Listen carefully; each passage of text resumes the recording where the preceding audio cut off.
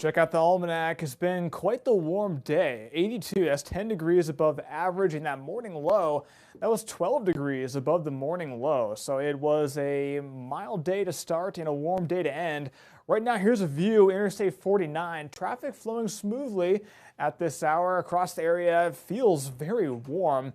Upper 70s, low 80s, even holding out to a few mid 80s, and tonight, it will stay pretty mild as cloud cover will be on the increase ahead of some pretty good chances for rain this weekend. But for right now, looking mainly dry. We are tracking just one pop-up shower, and it is in Johnson County.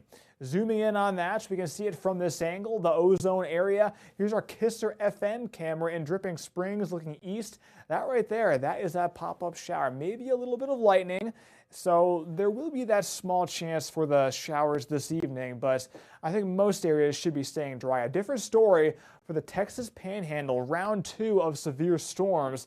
And for us, we have this frontal boundary moving through, and along that boundary, that's where we could see that stray shower.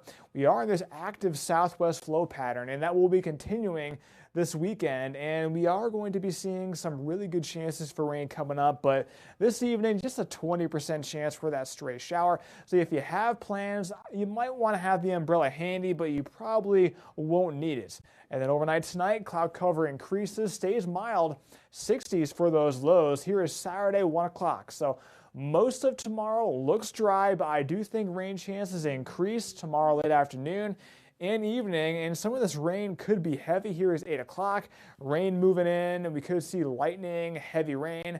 Not too concerned about severe weather. Here's 2 o'clock in the morning on Sunday. Rain chances continue into Sunday morning before we dry out later on during the afternoon. Here is the risk for tomorrow. We're way over here in the non-severe storm category.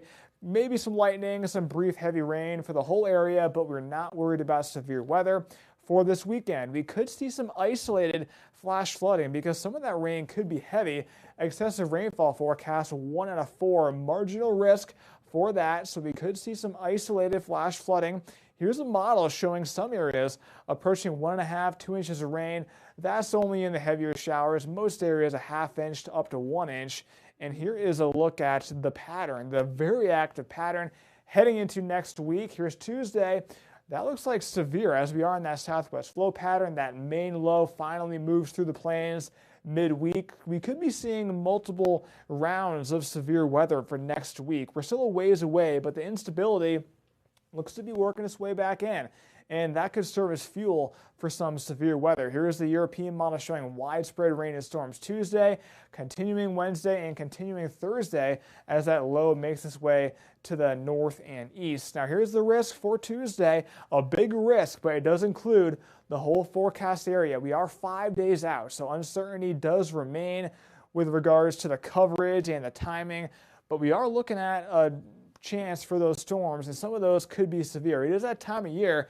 May 1st coming up on Thursday, and here's that 7 days showing on and off pop-up storms for this weekend. I think that Sunday afternoon we should dry out. Monday those winds pick up ahead of Tuesday and Wednesday and Thursday. All those days have chances for storms, pretty good chances, and I think that Tuesday has the best chance for severe weather as of this point. That could change though.